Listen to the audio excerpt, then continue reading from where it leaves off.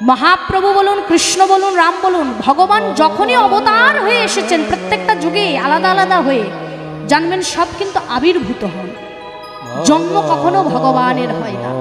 সেই নদিয়ার মাটিতে মা আমার মহাপ্রভু এসেছিলেন বাবা, আজ থেকে 535 বৎসর পূর্বে শ্রীধাম নবদ্বীপের মাটিতে এসে মোদের আতামর্জিতকে জ্ঞান দেবার জন্য, চেতনা দেবার জন্য তিনি এলেন বাবা। যে জ্ঞান তিনি দিয়েছেন, যে চেতনা আমাদের কলির জীবের জন্য দিয়েছেন, ভালো বলুন তো মা একবার বুকে হাত দিয়ে আমরা মহাপ্রভুর নাম গ্রহণ করতে পেরেছি, হ্যাঁ? কিন্তু মহাপ্রভুর কি মা শিক্ষা নিতে পেরেছি? একবার বুকে একটু হাত দিয়ে বলুন তো, মহাপ্রভুর শিক্ষা আমরা নিতে পেরেছি কি গো মা? একটু হাত তুলুন। শিক্ষা নিতে পেরেছি? পারিনি মা। কেন বলুন তো? আমরা নামের থেকে বেশি, আমরা ভক্তির থেকে বেশি সমালোচনাটা বেশি করি। আমরা ভগবানকে নিয়ে বেশি সমালোচনা করি, আমরা ভগবানের ভক্তিটাকে আমরাই নষ্ট করি। যখনই জানবেন ভগবানের প্রতি আপনার সমালোচনাটা বেশি হবে, জানবেন ভক্তির যে পথ সেটা নষ্ট হয়ে যাচ্ছে। কেন? ভগবানের সম্বন্ধে জানার বা বোঝার এই অধম কলির যুগের কোনোদিনও বাবা হবে না। কারণ কলির জীব তো অধম মা। ভগবানের সম্বন্ধে আমি জেনে গেছি, ভগবানের সম্বন্ধে আমি জানবো, জানবেন বাবা আপনার ভক্তির পদে আপনি যাচ্ছেন না। ভক্তির পদে যেতে গেলে আগে ভগবানকে ভালোবাসতে জানতে হয়, আলোচনা নয়। ভগবানকে সবাই তো ভালোবাসেন মা, যারা যারা এখানে আছেন যদি জিজ্ঞাসা করি, ভগবানকে সবাই ভালোবাসেন। ভালোবাসার মতো কজন ভালোবাসেন? ভালোবাসার মতো ভালোবাসতে পেরেছেন মা? পেরেছেন? আজকের কি বলুন তো মা? আজকের দিনটি একাদশী। কোন একাদশী? পুত্রদা একাদশী, তাই তো মা? আচ্ছা, একাদশী কারা কারা পালন করেছেন একটু হাত তুলুন দেখি। আর করেননি কেউ? বলে সারাদিন না খেয়ে থাকতে হবে, হবে না, তাই না মা? হ্যাঁ গো মা, একাদশী পালন তো করেছো। আচ্ছা, একাদশী আজকের পুত্রদা একাদশী, এই পুত্রদা একাদশীটার মানে কি? কি লাভ করা? সন্তান লাভ করা, তাই তো? আচ্ছা, পুত্রদা একাদশী আমরা দেখবেন যতগুলো একাদশী আছে সব একাদশীর মধ্যে মা এই যে বলছে একাদশীর এক একটা ভাগ আছে, নাম আছে। মোক্ষদা একাদশী আছে, পুত্রদা, এই যে পুত্রদা একাদশীটা, এই পুত্রদা একাদশী বাবা কে করেছিলেন? কেন হলো বাবা? একদিন যুধিষ্ঠির কিন্তু শ্রীকৃষ্ণকে প্রশ্ন করেছিল, করজোরে যুধিষ্ঠির প্রশ্ন করেছিল কৃষ্ণকে, হে কৃষ্ণ, হে করুণাময়, তোমার কাছে আমার একটা বড় নিবেদন। কি? এই যে পৌষের শুক্লা পক্ষে এই যে দ্বাদশী, যে একাদশী, এই একাদশীর যদি একটু মাহাত্ম্যটা তুমি আমায় বলো। সেদিন বাবা ভগবান শ্রী বিষ্ণু বলেছিলেন, যুধিষ্ঠির, এক রাজা ছিল না, যে রাজার নাম হলো সুকেতুমান, এবং তার এক রানী ছিল, মানে স্ত্রী, রানীর নাম হলো শৈবা। তা স্বামী স্ত্রী রাজা, আর রাজার বাবা অনেক কি থাকে, সম্পত্তি বিষয় আশায় থাকে। তোমা দেখবেন যারা রাজা হয় বা জমিদার হয়, দেখবেন অনেক সম্পত্তি থাকে, অগাধ সম্পত্তি। তো অনেক সম্পত্তি, কিন্তু দেখবেন যে বাড়িতে প্রচুর ধনসম্পদ আছে, কিন্তু সেই ধনসম্পদ দেখবার যদি সন্তান না থাকে, লোক না থাকে বাড়িতে, কি হবে? সেই বংশটা নির্বংশ হয়ে যায়, তাই তো? ওটার পরে আর কেউ থাকে না, তখন কি হয়? দেখারও কেউ লাগ থাকে না, ধ্বংস হয়ে যায়। তো রাজা চিন্তা করছে যে আমি আছি, আমার স্ত্রী আছে, এত ঐশ্বর্যপূর্ণ, এত আমার জমি জায়গা, এত ধনসম্পদ, এত আমি কর্ম ভালো করছি, পূজা অর্চনা করছি, ধর্মপদ নিয়ে চলছি, কর্মপদ নিয়ে চলছি, তাহলে আমার এখনো পর্যন্ত সন্তান কেন হচ্ছে না? ভাবুন মা, এই যে একাদশীটা করছেন, একাদশীটা কেন, কিভাবে, কি জন্য হচ্ছে, কেন করে লোক, একটু জেনে নিন। এদিকে মন দিন মা। এখন আমি তো কীর্তন করে বেরিয়ে চলে যাব টাকা নিয়ে, তারপরে দেখবেন আমি যে কি বকবক করে গেলাম আপনারা বুঝতে পারলেন না।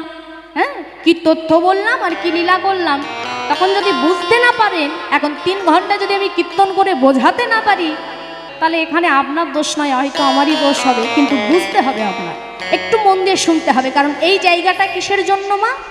শ্রবণ করার জন্য, তাই তো?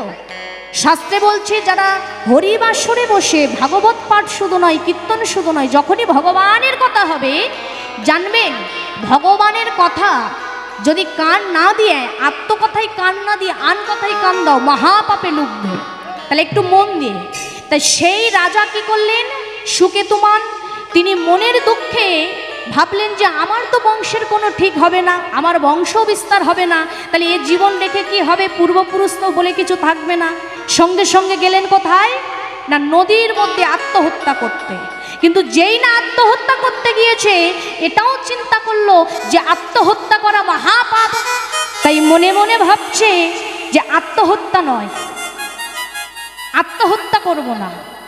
দেখছে সুন্দর মনোপরিবেশ, সুন্দর বাগান বন, তার মধ্যে যখন চুপ করে বসে আছে, পুরীর এক সরোবর নদী আছে মা, হ্যাঁ, ভাগ্যবতী নদী। সেই নদীর তটে বাবা একটি জঙ্গল, আর সেই জঙ্গলের মধ্যে কিছু মনি ঋষি মানে ভাগবত পাঠ করছিলেন, বেদ অধ্যয়ন করছিলেন। রাজা কি করেছে মা, সেই সুকেতুমান আস্তে আস্তে গিয়ে দেখছে অনেক বাবা সাধু বসে আছে, মনি ঋষি বসে আছে। তা মনি ঋষিদের যখন কথাগুলো শ্রবণ করছিলেন, পাঠগুলো শ্রবণ করছিলেন, রাজার বাবা মনটা শান্তি হলো। আস্তে আস্তে গিয়েছে, দেখবেন বাবা সৎসঙ্গে স্বর্গবশ আর অসৎসঙ্গে সর্বনাশ। ভালো কথা যখন কানে যাবে দেখবেন মনটা ভালো হবে, আর যখন দেখবেন ওই মনের কষ্টে যখন দেখবেন খারাপ কথাগুলো কানে নেবেন, তখন জানবেন জীবন ধ্বংসের পথে চলে যাচ্ছে। তো যখন মুনি ঋষির কথা শুনে মনটা একটু ভরে গেল আনন্দে, আস্তে আস্তে গিয়েছে, মুনিবর আপনার কাছে এসেছি। বলো কেন এসেছি?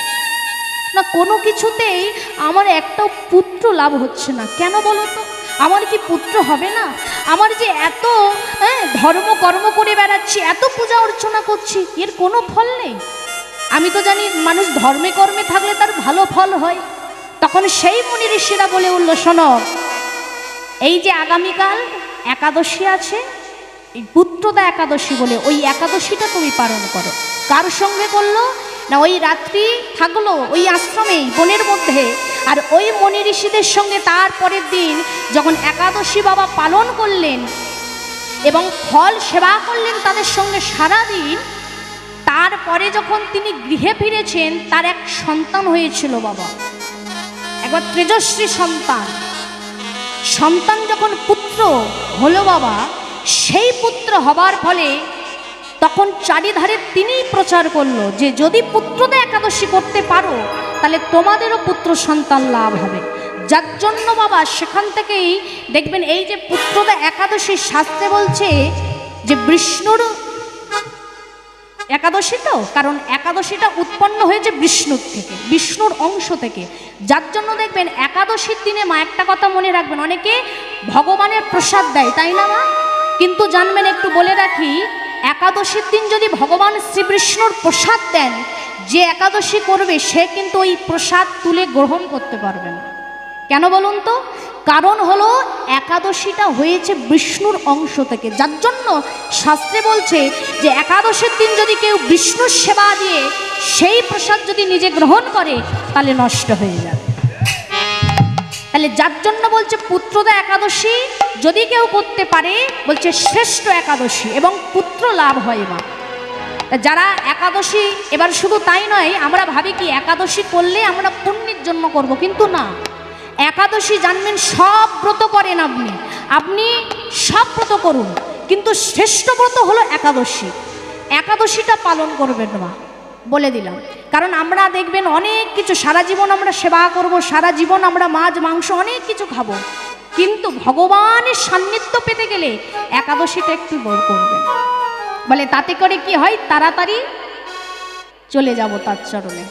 হরি বল, রাধে।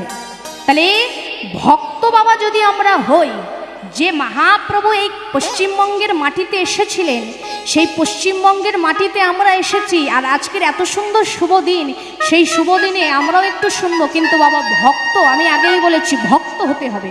কীর্তন শুনলে শুধু হবে না, আগে ভক্ত হও। যে ভগবান চারটি যুগে বারবার নেমে এসেছিলেন মহাপ্রভু আমার, চারটি যুগে কি কি? সত্য যুগে মূর নামক অসুরকে মেরে ভগবানের নাম হয়েছিল মুরারি। সেই ভগবান আবার ত্রেতা যুগে যখন রাম হয়ে এসে রাবণকে মারল রাবণারি। আবার সেই কৃষ্ণ যখন দাপরে এসে কংসকে মারল, নাম হলো কাংসারি। আর সেই ভগবান কৃষ্ণ যখন এই কলিযুগে এলো, নাম হলো শ্রীকৃষ্ণ চৈতন্য। শ্রীকৃষ্ণ চৈতন্য। তাহলে সেই শ্রীকৃষ্ণ চৈতন্য মহাপ্রভু নদিয়ার মাঝে এসেছে। কিন্তু আমি আগেই বলেছি মা, ভক্ত হও, ভগবানের চরণে নিজেকে সমর্পণ করে দাও। ভক্ত হওয়া এত কঠিন নয় মা। কারণ বলি মা, আমরা ভাবি ভক্ত হতে গেলে অনেক কষ্ট করতে হয়, কিন্তু না, ভক্ত হতে গেলে তোমার কিচ্ছু করতে হবে না, শুধু ভগবানের জন্য ভাবো, আর কিচ্ছু না। তুমি যদি ঠাকুর ঘরে গিয়ে তোমার জন্য ভাবো মা, তাহলে কি তুমি ভক্ত হতে পারবে মা? কি ঠাকুর ঘরে গিয়ে তুমি তোমার জন্য ভাবছো, তোমার জন্য চাইছো, তুমি তো ভক্ত হতে পারবে না। তাহলে ঠাকুর ঘরে গিয়ে আগে তোমার জন্য নয়, ভগবানের জন্য চাও। ভগবান তুমি কেমন আছো, তোমার শরীর কেমন আছে, এটা যদি তুমি প্রত্যেক দিন বলতে পারো, ভগবানের জন্য যদি চাইতে পারো, তবেই তুমি প্রকৃতপক্ষে বাবা ভগবান। হরি বল। প্রকৃতপক্ষে ভগবান ভক্ত যদি হতে হয় মা, তাহলে তার প্রমাণ অনেক আছে। প্রকৃতপক্ষে যদি কেউ ভক্তই, ভক্ত কেমন দেখুন, রাবণও কিন্তু ভক্ত ছিল। আমরা সবাই জানি না মা যে রাবণ দুষ্টু বাবা ছিল, তো রাবণ দুষ্টু ছিল, এটা আমরা সবাই জানি। কিন্তু রাবণের মতো ভক্ত বড় আর কেউ ছিল না, কেউ ছিল না। কেন না, আমরা তার বাহিরের জগৎটা দেখেছি, তার ভিতরের জগৎটা একবারও দেখিনি মা। আমরা সবসময় বাইরেরটা দিয়ে বিচার করি মানুষকে, ভিতরকে দিয়ে নয়। ভিতরটা বিচার করতে হবে। যে রাবণ যুদ্ধ করবে, কিন্তু রাবণ জানে যে যুদ্ধ যদি সে করে, সেই যুদ্ধে গেলে সে আর ফিরে আসবে না। সে আর ফিরে আসবে না। কেন না, ভগবানের সঙ্গে সে যুদ্ধ করে কখনোই পেরে উঠবে না। তাই রাবণ গম্ভীর হয়ে মা বসে বসে কাঁদছে। অঝর নয়নে যখন কাঁদে আমার রাবণ, আমার রাবণ। আর সেই রাবণ কাঁদতে কাঁদতে চুপ করে মন খারাপ করে যখন বসে আছে,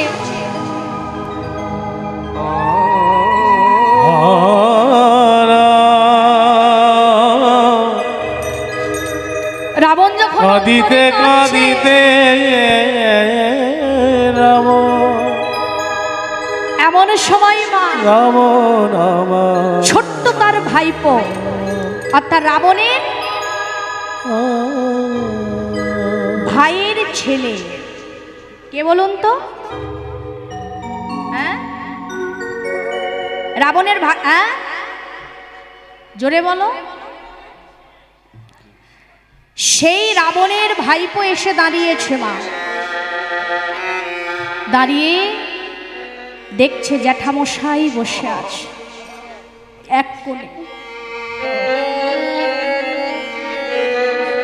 জ্যাঠামশাই, কি হয়েছে তোমার? কাঁদছো কেন? ছোট্ট 5 বছরের ছেলে তো, ছোট্ট ছেলে যখন বলছে জ্যাঠামশাই কাঁদছো কেন, রাবণ বলছে ওরে তুই তো জানিস না আমি কেন কাঁদছি। আমার কারণ হলো কাঁদার, আমি মনে মনে ভাবছি আমি যদি এই যুদ্ধে একবার যাই, সেই যুদ্ধ থেকে আমি আর আসবো না। কোনো মানুষ যদি মা জানে যে এখানে গেলে আমার মৃত্যু হবে, সে কি সেখানে যেতে চাইবে? রাবণ বলছে ওরে তোর আমি কি বলি, আমি জানি এখানে গেলে আমার যুদ্ধ হবে। রাবণ বলছে শোন, আমি যুদ্ধে যাব, যে যুদ্ধে গেলে আমার মৃত্যু হবে, আমি আর ফিরে আসবো না, সেই জন্য আমি কাঁদছি। তখন বিভীষণের ছেলে ছোট্ট 5 বছরের চিৎকার করে বলে উঠল জ্যাঠামশাই, জ্যাঠামশাই গো, ও জ্যাঠামশাই, জ্যাঠামশাই গো, জ্যাঠামশাই গো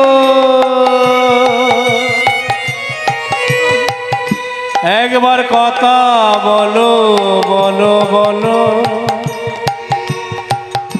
জ্যাঠামশাই গো।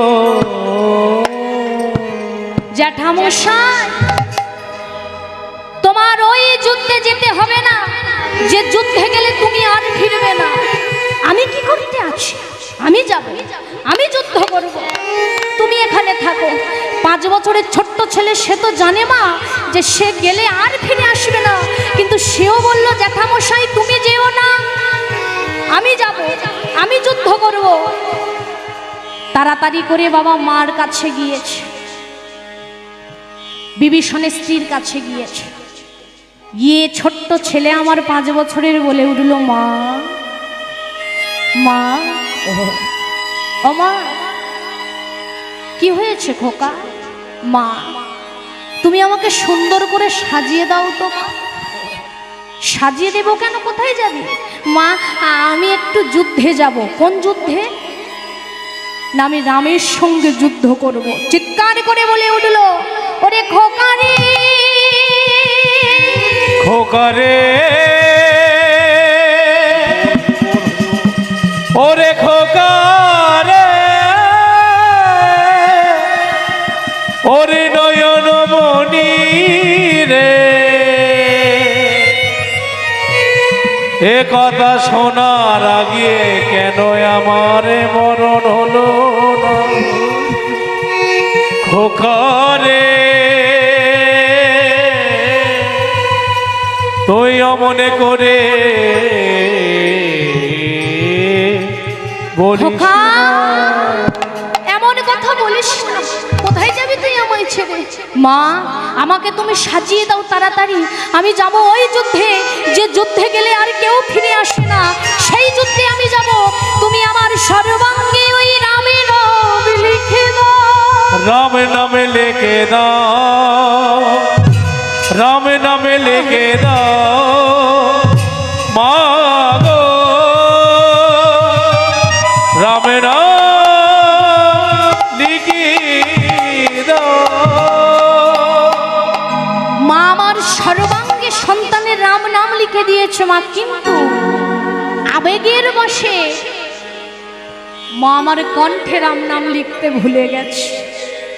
নিয়তি না বদ্ধাতি একটা কথা আছে মা গীতায়, আমরা বলি না যে এটা আমার কপালের দোষ না, এটা আমার কর্মের দোষ, কিন্তু জানবেন কর্মেরও যেমন দোষ থাকে, যেমন কপালে লেখা না থাকলে সেই কাজটা হয় না। নিয়তি না বদ্ধাতি, নিয়তি যেটা লিখে রেখেছে সেটা আপনার সঙ্গে হবে, কেউ খণ্ডাতে পারবে না বাবা।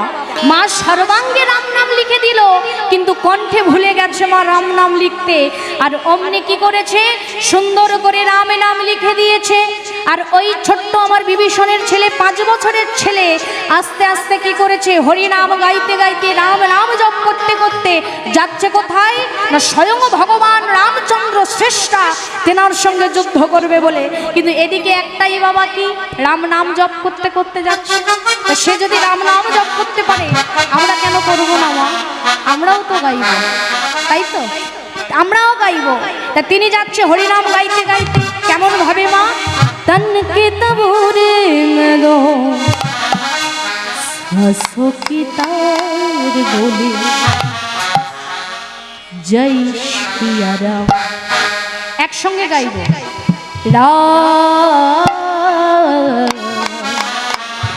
জয় শ্রীয়া রাম, সবাই মিলে একসঙ্গে।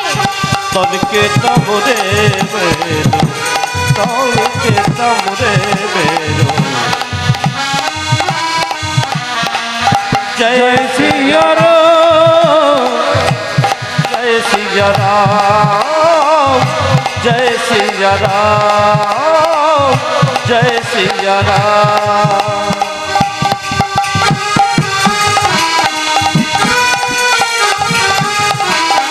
সবাই মিলে করে করতালি দিয়ে,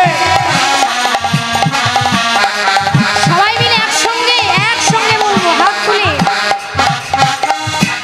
কি বলছে, এই लगन लगी लीलाधारी में, কি বলছে মা?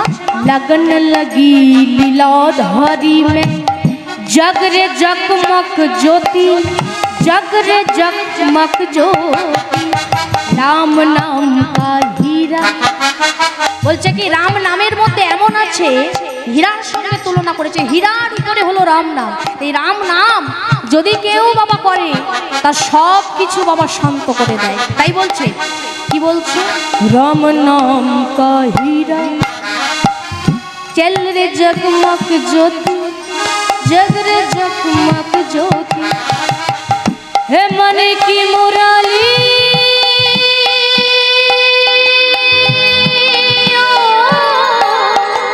मन की मुरलियों में, मन की मुरलियों में सुरतर सुंदर जय सिया राम, जय राधे श्याम, जय सिया राम राम, जय राधे श्याम, जय सिया राम राम, जय सिया राम, जय सिया राम राम, जय सिया राम। ছোট্ট 5 বছরের ছেলে এসে দাঁড়িয়েছে, বিভীষণের ছেলে। আর ভগবান তো মা একেবারে বসে আছে ধনুর্বাণ নিয়ে রথে, কেন? যুদ্ধ করার জন্য। তা যেই না ভগবানের সামনে সে 5 বছরের ছোট্ট ছেলে দাঁড়িয়েছে না, ভগবান চিন্তা করছে এ ছেলেকে, ভগবান তো সব জানে মা, তবুও না জানার ভান করে। কেন? ভক্তকে বাবা পরীক্ষা করবার জন্য। কিন্তু এখানে দেখুন কেমন পরীক্ষা, যে ভক্ত ছোট্ট 5 বছরের ছেলে দাঁড়িয়েছে, সেই বিভীষণের ছেলে দাঁড়ালে কি হবে? ভগবানের পাশে স্বয়ং বিভীষণ দাঁড়িয়ে আছে। বাবার সামনে সন্তান কিন্তু আজ যুদ্ধ করবে, তাহলে বাবা কিন্তু জানে যে ছেলে আজকে নির্ঘাত মরবে, তাহলে তার আগে কি ভগবানকে তাহলে সাবধান করে দিতে পারে? কারণ ভগবান তো বিভীষণের ডান হাত বাঁ হাত, বলে দিতেই পারে কি না ও আমার ছেলে, তাই তো? ভক্ত বিভীষণ বলল না, কেন? ভগবানের সামনে পাশে চুপ করে দাঁড়িয়ে আছে বিভীষণ মা। আর ওই ছোট্ট ছেলে বিভীষণের পুত্র 5 বছরের, ও গিয়ে দাঁড়িয়েছে, বলে উঠল প্রভু আমার প্রণাম নেবে। এখন রামচন্দ্র বলছে, কেন তুই আমার সামনে কে? তুই কি কারণে এখানে এসেছিস? ছোট্ট 5 বছরের ছেলে বলে উঠল, প্রভু আমি ওই রাবণের ভাইপো। ও বাহ, তা কিসের জন্য এখানে এসেছো বাবা? ছোট্ট তো তুমি ছেলে, যুদ্ধের ক্ষেত্রে কি? আগে প্রভু আমি যুদ্ধ করব বলে। যুদ্ধ কার সঙ্গে? না আপনার সঙ্গে আমি যুদ্ধ করব। আর যেই বলেছে আপনার সঙ্গে আমি যুদ্ধ করব, রাবণ একটু বাবা চমকে গেছে। কেন? ছোট্ট 5 বছরের ছেলে, সে কি যুদ্ধ করবে? কি যুদ্ধ করবে? রাবণ যখন বাবা দাঁড়িয়ে আছে, রাবণের ভাইপো যখন দাঁড়িয়ে আছে, আর রাম এখন বিভীষণের দিকে তাকিয়েছে। এইবার ঘটনা দেখো, বিভীষণ কিন্তু একবারও বলেনি যে প্রভু ওই আমারই ছেলে, একবারের জন্য বলেনি প্রভু ওকে তুমি মেরো না, এটা বলেনি প্রভু। এখন রাম যখন বাবা চিন্তা করছে, কি চিন্তা না, রাম ওই ছোট্ট 5 বছরের ছেলের সর্বঙ্গটা আগে দেখছে। কেন বলুন তো মা? কি জন্য দেখছে বলুন তো? কারণ ওই সর্বঙ্গে মা আমার রাম নাম লিখে দিয়েছে। তা মারবে কোথায় ভগবান? মারতে হবে তো, মারার তো জায়গা খুঁজে পাচ্ছে না আমার ভগবান। চিন্তা করছে, চিন্তা করতে করতে একেবারে কোথায় গিয়েছে? ঠিক জায়গায় গিয়ে বলেছে। কাকে? বিভীষণকে, বিভীষণ আমার কাছে এসো। আহা, ভক্ত দেখুন কতটা বুকে পাথর চেপে দিয়ে তার উত্তর দিতে হয়। বিভীষণের কাছ থেকে আমাদের শিক্ষা নেওয়া দরকার। বিভীষণকে কাছে ডেকেছে, বিভীষণ ভগবান কিন্তু আমার জানে। বিভীষণ তুমি বলো না, বিভীষণ ওকে আমি যে মারবো, কোথায় আমি মারবো? ওর তো মারার জায়গা আমি দেখতে পাচ্ছি। পিতা হয়ে বুকে পাথর চেপে বলছে, কেন প্রভু ওর সর্বঙ্গ তুমি দেখতে পাচ্ছ না? বলে না, কেন জানিস? কারণ ওর সর্বাঙ্গে আমার রামে নাম লেখা। রামে নামে লেখা। যেই বলেছে সর্বাঙ্গে রাম নাম লেখা, সঙ্গে সঙ্গে বিভীষণ বলছে, এই যে প্রভু শোনো, তুমি সর্বাঙ্গে রাম নাম লেখা দেখতে পাচ্ছ, কিন্তু আমি তো দেখতে পাচ্ছি একটা জায়গা ফাঁকা আছে। কোথায় বিভীষণ? দেখাও। প্রভু একবার একটু ওর কণ্ঠের দিকে তাকিয়ে দেখো। আহা, আপনি চাইবেন আপনার সন্তান আপনার চোখের সামনে মরে যায়? আপনি চাইবেন আপনার সন্তানকে কেউ মারুক, সে যতই বড় ভগবান হোক না? কিন্তু বিভীষণ একবারের জন্য বলেন যে প্রভু তুমি ওকে মেরো না। বিভীষণ বলছে, প্রভু ওকে যদি মারতেই হয় তোমার, তুমি ওর কণ্ঠে মারো। সঙ্গে সঙ্গে অন্তরে যাবে ভগবান রামচন্দ্র আমার ধনুর্বাণটা নিয়ে, যেই না বাবা মেরেছে তীর, একেবারে সোজা গিয়ে একেবারে কণ্ঠে লেগেছে ধনুর্বাণ। আর যেই না ধনুর্বাণ লেগেছে, আর আমার থাকতে পারিনি বিভীষণ, চিৎকার করে বলে উঠেছে, ওরে খোকা, খোকা রে, ওরে নয়ন মনি রে, নয়ন নিধি রে, নয়ন মনি রে, ওরে আমার নয়ন নিধি রে, একবার সারা দে নয়ন নিধি রে। চিৎকার করে উঠেছে খোকা বলে ছুটে গিয়ে মা আমার বিভীষণ বুকে করে তুলে নিয়েছে সন্তানকে। থরথর করে বিভীষণের হাত কাঁপছে। কেন? সন্তানের মৃত্যু নিজের চোখের সামনে। বিভীষণ কেন বাধা দেয়নি জানেন না? বিভীষণ জানে আমার সন্তান আজকের মরবে কোনো অসৎ ব্যক্তির হাতে না। আমার সন্তান আজ যদি মরে, সে হলো ভগবানের হাতে মরবে। আর ভগবানের হাতে যদি কেউ মরে, তার তো স্বর্গ প্রাপ্তি হয়, নরক প্রাপ্তি হয় না। নিতাই গৌর হরি বল। তাহলে ভাবুন মা, সন্তান আমরা ভালোবাসি, সন্তানকে নয়নের মনি করি, কিন্তু সন্তানকে কি বলি দিতে পারবেন ভগবানের চরণে? বিভীষণ পেরেছিল মা, তার জন্য বিভীষণ এত বড় ভক্ত বাবা। কারণ লঙ্কায় আগুন যখন লাগলো, সবার ঘর পড়েছিল, কিন্তু বিভীষণ ছাড়া বাবা, বিভীষণের ঘরে আগুন লাগেনি। কেন না? তার মতো বড় ভক্ত এ দুনিয়ায়। তাহলে ভক্ত যদি কেউ হও মা, বিভীষণের মতো হও। ভক্ত যদি কেউ হও, সুদামার মতো ভক্ত হও। ভক্ত যদি হতে হয়, মীরাবাইয়ের মতো মানে ভক্ত হও মা। কেন না? আমরা যেটা ভক্ত করি, আমরা প্রকৃতপক্ষে ভক্ত নই মা। কেন জানেন? আমরা সংসার মাঝে সবাই আবদ্ধ। সংসার মাঝে সবাই আবদ্ধ নই মা। আপনি আপনার সংসার করছেন, সংসার বলুন তো মা আপনার কি দিয়েছে? বুকে হাত দিতে পারবেন? বলতে পারবেন সুখ দিয়েছে? দেয়নি। কেন না? সংসার আপনার শুধু দুঃখ আর কষ্ট ছাড়া আপনাকে কিচ্ছু দেয়নি মা। হরি বল, রাধে রাধে। কারণ সংসার শুধু আমাদের দুঃখ দিতে জানে মা, আর কিচ্ছু জানে না। যেদিন আপনি বুঝতে পারবেন যে সংসার আপনার নয়, আপনি যখন বৃদ্ধ হবে আপনাকে ছুঁড়ে ফেলে দেবে মা। একজন পুরুষ মানুষ যতদিন পরিশ্রম করতে পারবে সংসারের জন্য, তার মূল্য আছে। একজন নারী যতদিন তার শরীরে দিয়ে সংসারের জন্য পরিশ্রম করে যাবে, ততদিন তার বাবা নাম আছে।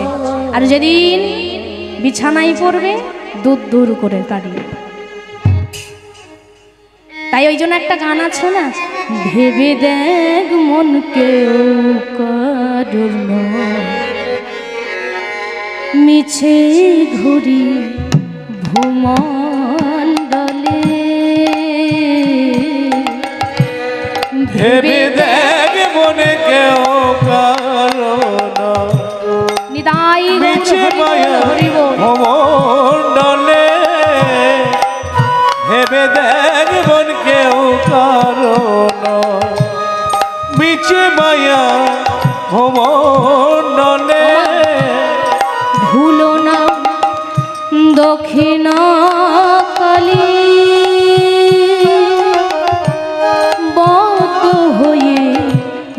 মায়া জানে ভুলো না দক্ষিণ কলি বদ্ধ হয়ে মায়া জালে ভেবে দেখ মনে কেউ কারো নয় মিছে মায়া ভবনে ভেবে দেখ মনে কেউ কারো নয় মিছে মায়া ভবনে ভেবে দেখ মনে কেউ কারো নয়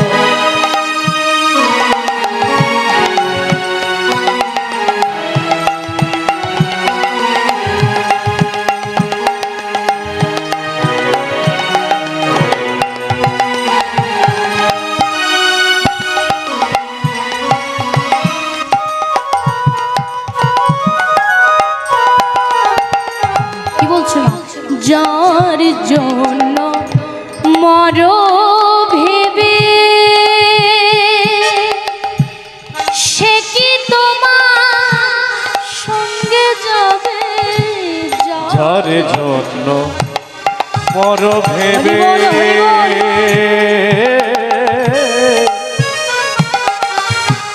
সে কি তোমার সঙ্গে যাবে যার জন্য মর ভেবে সে কি তোমার সঙ্গে যাবে সেই প্রিয়সী দেবে ছাড়া অমঙ্গল হবে বলে সেই প্রিয়সী দেবে ছাড়া অমঙ্গল হবে বলে ভেবে দেখ মনে কেউ কারো নয় মিছে মায়ায় ভবনে ভেবে দেখ মনে কেউ কারো নয় মিছে ভবনে ভেবে দেখ মনে কেউ কারো নয়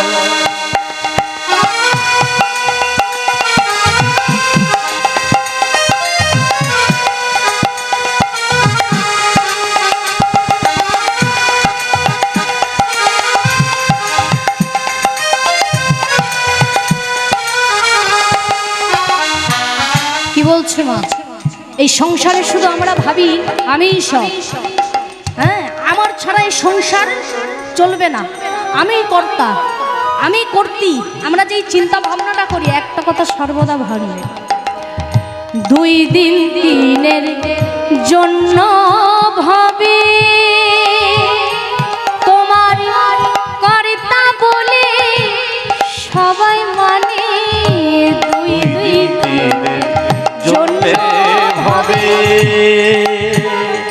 তোমার কর্তা বলে সবাই মানে সেই কর্তারে দেবে ফেলে কালা কালের কর্তা এলে সেই কর্তারে দেবে ফেলে কালা কালের কর্তা এলে ভেবে দেখ মন কেউ কারো নয় মিছে মায়া ভবনে ভেবে দেখ মন কেউ কারো নয় মিছে মায়া ভবনে ভেবে দেখ মন ভেবে দেখ মন কেউ কারো নয় শ্রীরাম সাদে বলে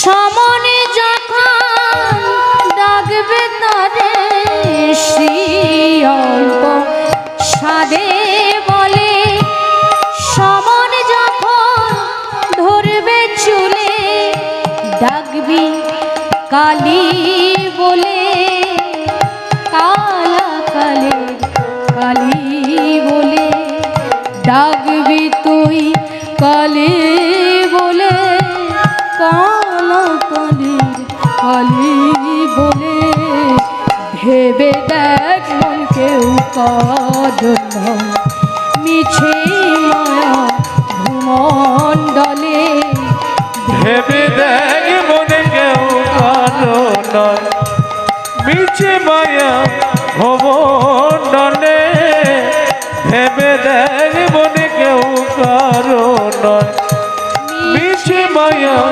ভবনলে ভেবে দেখ মনে কেউ কারো নয়। নিতাই গৌর হরি বল। তাই সেই ভক্তের মতো ভক্ত হয়, সংসারের মায়া ত্যাগ করো মা। আজকের যে লীলার বিষয়বস্তু হবে, হ্যাঁ আমরা তো অনেক কৃষ্ণলীলা শুনেছি, আজকের একটু কি অন্যরকম হবে? হ্যাঁ গৌর হরি লীলা আস্বাদন হবে, হ্যাঁ গৌর বিষ্ণুপ্রিয়ার বিবাহ শুনবেন, হ্যাঁ আজকের আমরা আস্বাদন করব আমার গৌরাঙ্গ সুন্দর আর বিষ্ণুপ্রিয়ার বিবাহ, হ্যাঁ সুন্দর করে আস্বাদন করব। একটু সবাই মিলে কি একটু হাতে তালি হবে তো? হ্যাঁ আচ্ছা দেখিস নি, আমরা লীলার বিষয়বস্তু জানবো, তার মধ্যে তথ্যও জানবো, কিন্তু একটু লীলার মধ্যে আগে প্রবেশ করবো। সবাই মিলে দুটো বাহু তুলবো একসঙ্গে। কি গাইবো তো? হ্যাঁ বলবো কি? বলবো শ্রী চৈতন্য মহাপ্রভু কি জয়, শ্রী চৈতন্য মহাপ্রভু কি জয়, নিতাই চাঁদি কি জয়, নিতাই চাঁদি কি জয়, গদাধরী কি জয়, শ্রীবাস ঠাকুর কি জয়, অদ্বৈত আচার্য কি জয়, ভক্তবৃন্দ কি জয়, যারা খুঁটি হেলান দিয়ে ঘুমোচ্ছে তাদের কি?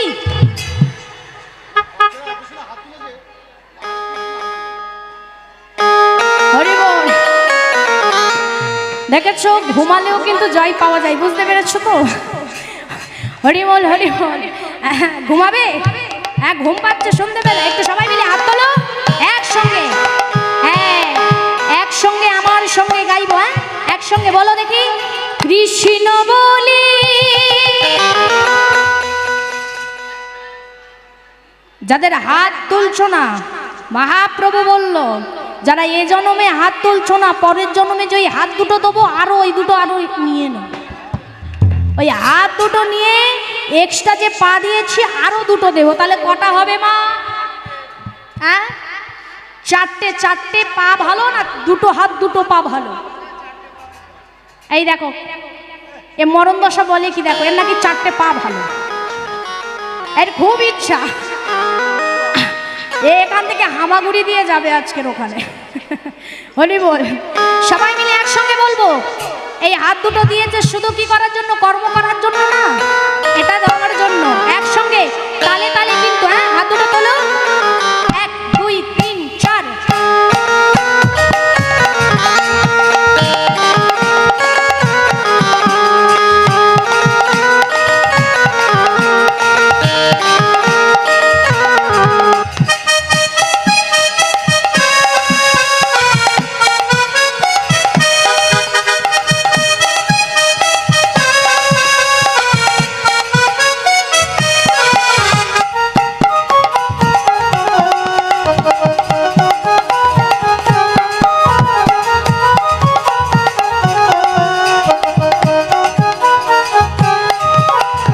কৃষ্ণ বলে বাহু তুলে এসো না ভাই, হরি বলে কৃষ্ণ বলে বাহু তুলে এসো না ভাই, বাহু তুলে। এখন সবাই মিলে কৃষ্ণ বলে বাহু তোলে এসো না ভাই, হরি বলে কৃষ্ণ বলে বাহু তুলে চলো রে মন, হরি বলে কৃষ্ণ বলে বাহু তোলে এসো না ভাই, হরি বলে মনে জ্বালা দূরে যাবে, কৃষ্ণ প্রেম উদয় হবে। সবাই মিলে মনের জ্বালা দূরে যাবে, কৃষ্ণ প্রেম উদয় হবে। যারা ব্যালকানিতে বসে আছো, মানে উঁচু সিট, মানে বৃষ্টি যদি আসে ভিজবে না, এই ভাবটা দিয়ে যারা উঁচু সিটে বসে আছো, আমি বুঝতে পারছি আজকালকার যুগে সবার কোমরের প্রবলেম, আমার নিজেরও। এখন মায়েরা বলবে এখন থেকে এখন থেকে দেখবেন, এখন যে বাচ্চা হচ্ছে মায়ের পেটে থেকে তারও সুগার হচ্ছে, সুগার হয়ে হচ্ছে, যুগটাই এমন হয়েছে। তা আমি বুঝতে পারছি কোমরে ব্যথা, কিন্তু কোমরের বাবা ওই ব্যথা চলে যাবে যদি এ দুটো তোলো প্রেম সে সবাই মিলে একসঙ্গে। এর মতো আনন্দ আর নেই কিন্তু মা, আপনি সংসারী যাবে নিয়ে আনন্দ পাবেন না, তাই সবাই মিলে একসঙ্গে।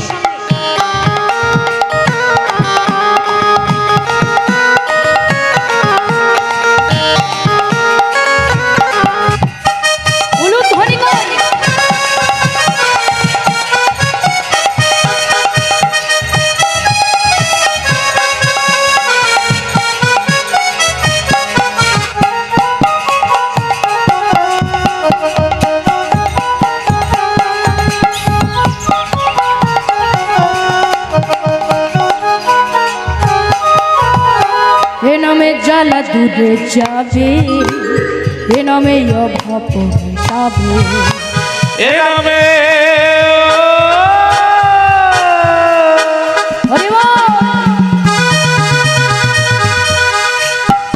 এ নামে জ্বালা দূরে যাবে, এ নামে অভাব মেটাবে, এ নামে জ্বালা দূরে যাবে, এ নামে অভাব মেটাবে।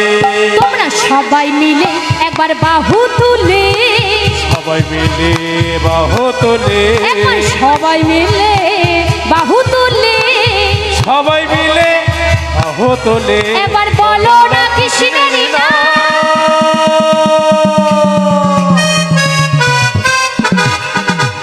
কৃষ্ণ বলে বাহু তুলে, চলো রে মন হরি বলে, কৃষ্ণ বলে বাহু তোলে, চলো রে মন হরি বলে।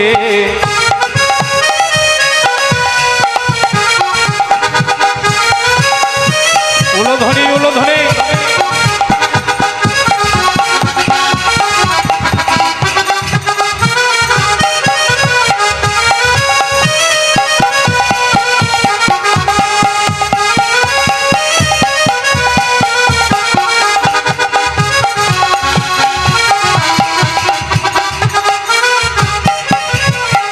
এ নামে পাথর জলে ভাসে, এ নামেই বোবা কথা বলে, এ নামে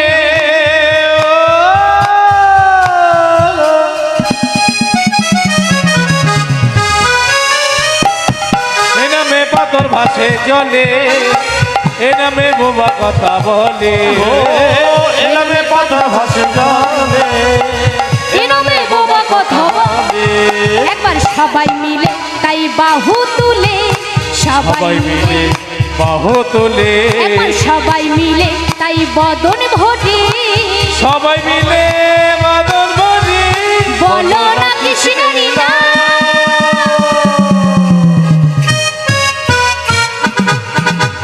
কৃষ্ণ বলে বাহু তুলে, চলো রে মন হরি বলে, কৃষ্ণ বলে বাহু তোলে, চলো রে মন হরি বলে, কৃষ্ণ বলে বাহু তুলে, চলো রে মন বৃন্দাবন, চলো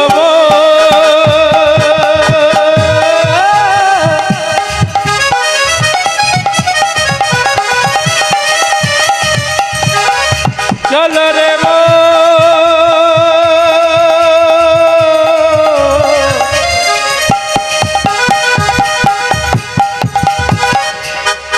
হরি বলে বাহু তোলে, তোমাদের মনোবাসনা পূর্ণ করিবার পরে, চলো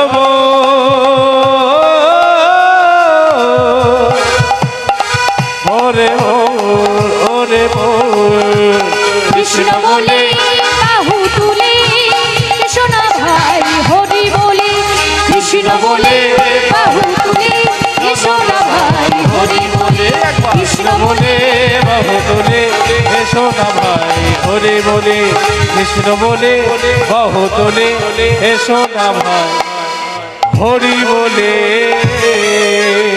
রাধে রাধেশ্যাম। আজকে লীলার বিষয়বস্তু জানবো, একটু মন দিয়ে আস্বাদন করবো, তার মধ্যে তত্ত্ব আমরা জানবো। আপনারা সবাই জানেন বাবা বিষ্ণুপ্রিয়া যিনি ছিলেন, তার যখন বিয়ে হয় ঠিক বয়স কত ছিল বলুন তো মা? বিষ্ণুপ্রিয়া মায়ের যখন বিয়ে হয়েছিল কত বছর বিয়ে বয়স ছিল? হ্যাঁ, জানো না?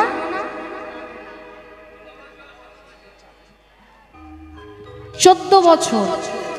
এখন হিসাব করুন তখন মহাপ্রভুর বয়স কত ছিল? যেই সময় এখনকার দিনে দেখবেন ওই বয়সটাতে সব দেখবেন গাঁজা খেয়ে উল্টে পড়ে আছে রাস্তার ধারে, অথচ তখন মহাপ্রভু সেই বয়সে জগৎবাসীকে কি শিক্ষা দিয়ে, সেই বয়সটাই সেই সময় তখন 24 বছর বয়স। আজকালকার যুগে 24ও দরকার লাগে না, এখন 10 বছর পাঠটা করুক তারপরে তারা রেডি একদম, হ্যাঁ সব খাচ্ছে। কিন্তু সেই মহাপ্রভু 24 বছর বয়সে সন্ন্যাস নিয়ে বিবাহ করলো, কিন্তু বাবা মহাপ্রভু বিবাহ করলো 24 বছর বয়স ছিল এবং সন্ন্যাসও সেই 24 বছর বয়সে, আর বিষ্ণুপ্রিয়া ছিল তখন মাত্র 14। সেই 14 বছরের বিষ্ণুপ্রিয়া, ছোট্ট বিষ্ণুপ্রিয়া এখন বাপের বাড়ি মেয়েরা থাকলে যা হয় আর কি যত্ন, হ্যাঁ বসে আছে অঝর নয়নে কাঁদছে আর অপলোক লোকে দাঁড়িয়ে আছে। কি তাকিয়ে আছে না, অপূর্ব দৃষ্টিতে একটা দূর দিগন্তের দিকে তাকিয়ে আছে। আর দেখবেন যখন ছোট বয়স থাকে বা ইয়াং বয়স থাকবে, দেখবেন এখানে ইয়াং দরকার নেই, অনেকে আছেন দেখবেন এখানে সবাই দেখবেন বান্ধবী আছে, বিশেষ করে মেয়েদের বান্ধবী থাকে না? বিষ্ণুপ্রিয়ার বান্ধবী ছিল কে বলুন তো মা? জানেন? আমরা তো কৃষ্ণলীলা অনেক শুনি, অনেক জানি, কিন্তু মহাপ্রভুর বিষয়ে আমরা কতটুকু জানি, কতটুকু বুঝি? বিষ্ণুপ্রিয়ার বান্ধবীর নাম ছিল কি? রাধারানীর যেমন বান্ধবীর নাম ছিল ললিতা, বিশাখা, চম্পকলতা, তুঙ্গবিদ্যা, রঙ্গদেবী, সুচিত্রা, চম্পকলতা, এরা তো। কিন্তু বিষ্ণুপ্রিয়া মায়ের বান্ধবীর নাম ছিল সখী কাঞ্চনা। কাঞ্চনা পাশে বসে আছে আর অপরূপ দৃষ্টিতে যখন দূরদিগন্তে তাকিয়ে আছে, কাঞ্চনার মা কিন্তু কাঞ্চনাকে ডেকে এনেছে। কেন বলুন তো? কারণ কাঞ্চনার দুর্দশা দেখে, যে মেয়েটা সারাদিন ধরে কেন অপরূপ দৃষ্টিতে তাকিয়ে আছে, কাঁদছে, কি হয়েছে, এটা জানবার জন্য মা। আর যেই না কাঞ্চনা এসেছে বাড়িতে বিষ্ণুপ্রিয়ার কাছে, বিষ্ণুপ্রিয়া বসে আছে, কাঞ্চনা বলছে হ্যারে প্রিয়া কি হয়েছে তো, তুই এমন করে মনমরা করে বসে আছিস, আমায় বল কি হয়েছে। সঙ্গে সঙ্গে কাঞ্চনা বলছে সখী রে আমার কি হয়েছে তোকে কি বলবো, তোকে কে শোন শোনে প্রিয়া তুই আমার কাছে শোন। এখন আমার কাছে শোন বলে যেই কাঞ্চনাকে কাছে এনেছে বাবা, কাঞ্চনা এবার কি করেছে, বিষ্ণুপ্রিয়ার কাছে এসে বিষ্ণুপ্রিয়াকে বলছে সখী বল বল তোর কি হয়েছে।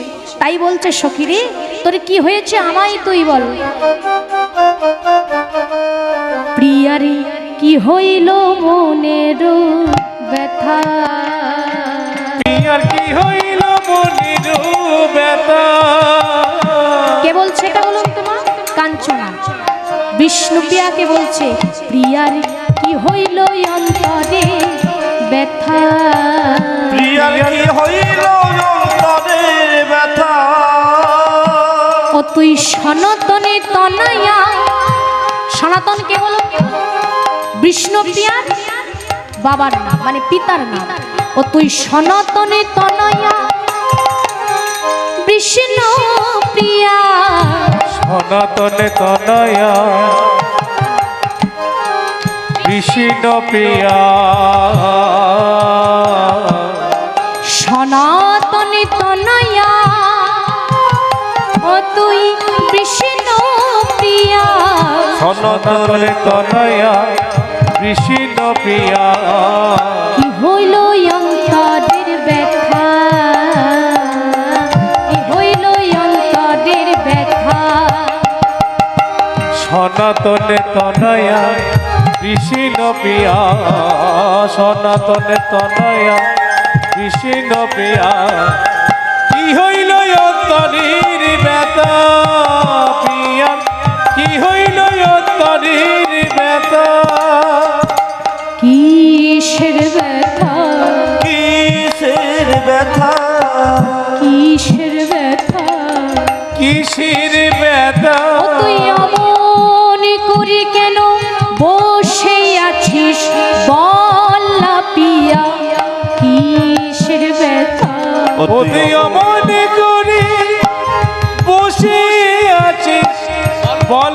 সখী কিসের ব্যথা তুই অমন করে বসে আছিস বল না সখী কিসের ব্যথা ও তুই অমন করে বসে আছিস বলে রে সখী কিসের ব্যথা কি হয়েছে ও তোর কি হয়েছে তোর কি হয়েছে ও তোর কি হয়েছে তুই অমন করে কেন বসে আছিস বল বল প্রিয়া কি হয়েছে তুই অমন করে বসে আছিস বলে বল প্রিয়া কি হয়েছে কি হয়েছে কি হয়েছে কি হয়েছে কি হয়েছে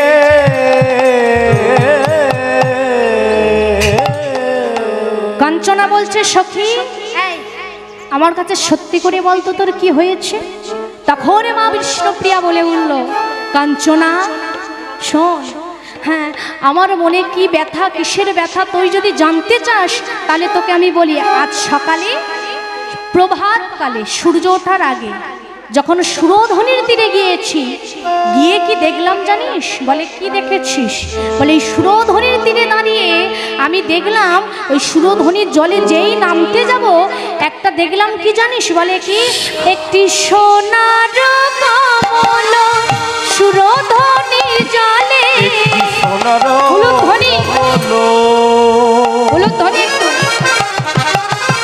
ওরে সোনারে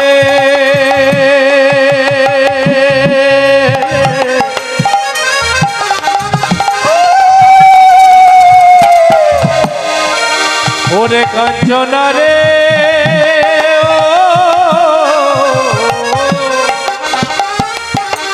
একটি সোনার কমল সুরধনি জলে রে কাঞ্চনা ভাসিয়া ভাসিয়া যায় ভাসিয়া ভাসিয়া যায় একটি সোনার কমল সুরধ্বনি জলে সোনার কমল সুরধ্বনি জলে তরঙ্গে ভাসিয়া যায় তরঙ্গে ভাসিয়া যায় ঝলমল ঝলমল ঝলমল করে কমল ঝলে বলে ঝলমল ঝলমল করে ঝলমল ঝলমল ঝলমল করে কমল ঝলে বলে ঝলমল ঝলে বলে করে ওই সোনার কমল সুরধ্বনি কমল ঝলে বলে ঝলমল ঝলে বলে করে ওই সোনার কমল সুরধনি জলে সোনার কমল ঝলমল ঝলমল ঝলে বলে করে সে আড়ালে চলে গেল আরো দূরে চলে গেল কমলারও দূরে সরে গেল আর দূরে সরে গেল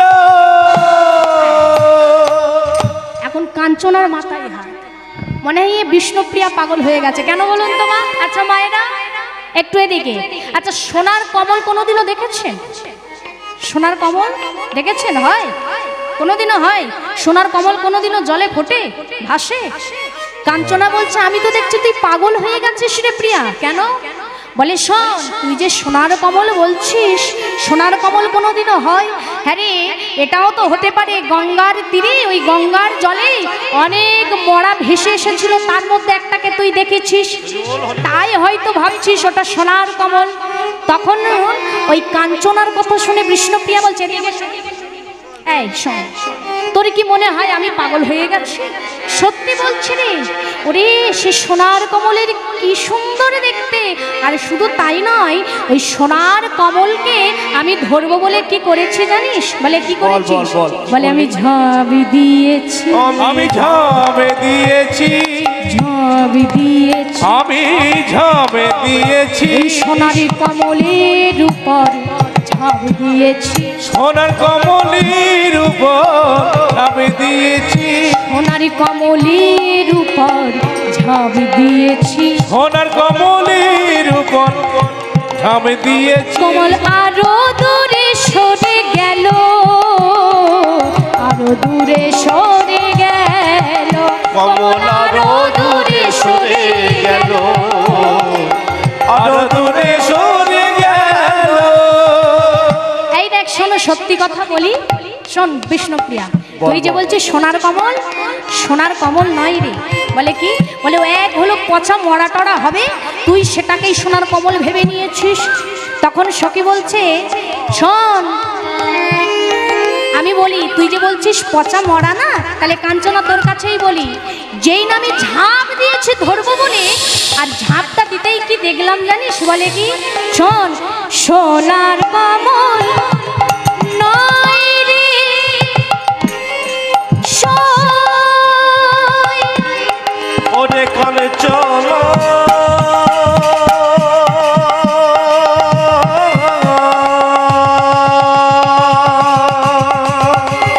উলুধ্বনি উলুধ্বনি, ওই না সোনার কমল, কমল নয় হে কাঞ্চনা, কাঞ্চনা রে সোনার কমল নয় হে। কাঞ্চনা শোন তাহলে, সোনার নয় রে সই, তাহলে কি? তাহলে জানিস কি ওটা? সোনার মানুষ এক, সোনার কমল নয় সোনার মানুষ এখন। আর কি করলো জানিস? বলে কি করলো? আমার বদন পানে চাই মৃদু হাসি, আমার বদনে পানে চাই মৃদু হাসি, বদন পানে চাই মৃদু হাসি, আমার বদন প্রাণী চায় মৃদু হাসে। বলে আমি তোমার, তুমি আমার, আমার বদন প্রাণী চায় মৃদু হাসে। বলে আমি তোমার, তুমি আমার, আমার বদন প্রাণী চায় মৃদু হাসে। আরো দূরে সরে গেল, আরো দূরে সরে গেল, কমল আরো দূরে সরে গেল, আরো দূরে সরে গেল। তাহলে বুঝলে কই মা পদাবলীর মধ্য দিয়ে সোনারও কমল নই সই, সোনারও মানুষ এক, আমার বদন পানি চাই মৃদু হাসে, বলে আমি তোমার, তুমি আমার। তাহলে মানুষটা কে মা? এখন কাঞ্চনা বলছে, হ্যাঁ রে তুই সোনার কমল এতক্ষণ ধরে বলছিস, তাহলে সোনার কমল নয় সোনার মানুষ? বলছে হ্যাঁ, সোনার একখানা মানুষ দেখেছি, আর তার দেখতে কেমন জানিস? বলে কি? বলছে শোন, যুগ্ন ভ্রু, ললাটে উজ্জ্বল শ্বেত তিলক, আজ অনুলম্বিত বাহু, আর চাঁচর চিকন কেশ, আর গলায় ভ্রমরের নয়ে গাঁথা একটা মালা আছে। তার মানে বলো তো, আজ অনুলম্বিত বাহু কার ছিল বাবা নদিয়ার মাঝে? বলুন তো মা, এদিকে মায়েরা, আপনারা তো এত ভাগবত পাঠ শোনেন, এত কীর্তন শোনেন, আজ অনুলম্বিত বাহু মানে এই যে আমাদের হাঁটু, এর নিচে হাত ঝুলে থাকতো, আজ অনুলম্বিত বাহু কার ছিল? হ্যাঁ, শ্রীবাস, হ্যাঁ শ্রী চৈতন্য মহাপ্রভু। আর যুগ্ন ভ্রু মানে জোড়া ভ্রু কার ছিল নদিয়ার মাঝে? মহাপ্রভু। তা এত সুন্দর রূপের মানুষ আমি একজনকে দেখেছি, যার রূপ দেখে আমি পাগল হয়ে গেছি প্রিয়া, আমি আর নিজেকে ধরে রাখতে পারিনি। তা হ্যাঁ রে, রূপের মানুষটিকে দেখলি, দেখে কি করলি? বলে শোন, আমি যেই না ধরতে গেলাম না, সে কোমল আরো কি করছে? দূরে দূরে সরে চলে যাচ্ছে। যেই ধরতে যাচ্ছে দূরে দূরে সরে চলে যাচ্ছে। তাহলে বলে শোন না, আমার মতে যা বলে, তুই যে মানুষটার কথা বলছিস ওই মানুষটা আর কেউ নয়। কে না? তখনই কাঞ্চনা বলছে, যার কথা তুই এতক্ষণ ধরে বললি ও আর কেউ নয়, ও হলো আমাদের নদিয়ার আমার গৌরাঙ্গ মহাপ্রভু। হরি বল, হরি বল। যেই না বলেছে গৌরাঙ্গ মহাপ্রভু, তখন বলছে আচ্ছা সখী শোন, আমার কাছে শোন, আচ্ছা নদিয়ার গৌরাঙ্গ মানে গৌর সুন্দর? বলছে হ্যাঁ। আচ্ছা গৌর সুন্দরকে কি করে আমি দেখবো বলতো?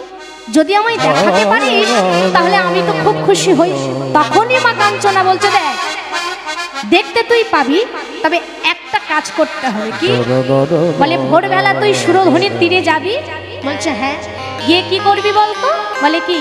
বলে গিয়ে ওই সুরধনির তীরে গিয়ে তার নাম জপ করবি, দেখবি তার পাবি। এইবার যেই না বাবা শুনেছে ভোর হয়েছে, ভোর হতে কি করেছে, সুরধনির তীরে আবার জল আনার ছল করে গিয়েছে। কেন? মহাপ্রভুকে দর্শন করবে বলে। আর গিয়ে দাঁড়িয়ে এখন যেই না আজকের মহাপ্রভুকে দেখতে পাইনি, ভক্তের একটু বাবা মনটা খারাপ হয়ে গেছে। কিন্তু জানবেন মা, ভগবানকে যদি কেউ ডাকার মতো ডাকতে পারে সে সর্বদা আছে, সর্বদা সাড়া দেয়। কিন্তু ডাকার মতো ডাকতে হবে। যদি ডাকার মতো না ডাকতে পারো তাহলে কিন্তু সাড়া দেবে না। তাকে ডাকার মতো ডাকতে হবে। আমরা কি ডাকার মতো ডাকি মা? ডাকার মতো তো তাকে ডাকতে হবে। আমরা কতটুকু ভগবানকে সুন্দর করে ডাকি? আমরা ভাবি ভগবানকে একটা বাতাসা, একটা লোকনদানা দিয়ে দিলাম, আমাদের সেবা শেষ, ভগবানের ডাকা শেষ, তাই না মা? সত্যি করে বলো তো মা, সত্যি করে বলবে, ভগবানকে আমরা কিরকম সেবা দিই? একটা বাতাসা, একটা লোকনদানা, এই সীমিত, এর বেশি কি কিছু আমরা দিতে পেরেছি ভগবানকে? হ্যাঁ, দিতে পারিনি বাবা। কিন্তু জানবেন ভগবানকে সেবা দিতে গেলে আমাদের এখন বর্তমান যুগে কিছু মনে করবেন না, আমরা নিজেদের কিন্তু ধর্মের বিষয়ে কিছু জানি না, কিন্তু পরধর্ম নিয়ে বেশি লাপালাপি করি। কিছুদিন আগে মানে যেটা আমাদের যীশু খ্রিস্টের জন্মদিন গেল, হ্যাঁ খ্রিস্টানদের, তাই তো বড়দিন যেটাকে বলি। এদিকে মা, আচ্ছা কারা কারা জন্মদিন মানে যীশু খ্রিস্টের জন্মদিন পালন করেছেন, কেক কেটে খেয়েছেন? একটু হাত তুলুন। হ্যাঁ 25শে ডিসেম্বর কারা কারা করেছেন? একটু হাত তুলুন। এখন অনেকে বলছে কি বলবে ঠিক নেই, হাত তুলে আর কি মরবো? হ্যাঁ হরি বল, হাত তুলুন, লজ্জা নয়, একটা ভালো পরামর্শ দেব। হাত তুলুন। কারা কারা কেক খেয়েছেন? বাহ, বড় বড় কেক। হ্যাঁ এইবার বলি মা, আমাদের হিন্দু সনাতন ধর্মে একটা মানে অসুবিধা কি জানেন? আমরা সবার আগে বলি আমরা সব ধর্মকে সমানভাবে সম্মান করি, আর সব ধর্ম আমার কাছে সমান। এই জায়গাটাই হিন্দুদের সব থেকে মারাত্মক ভুল। কখনো দেখেছেন মা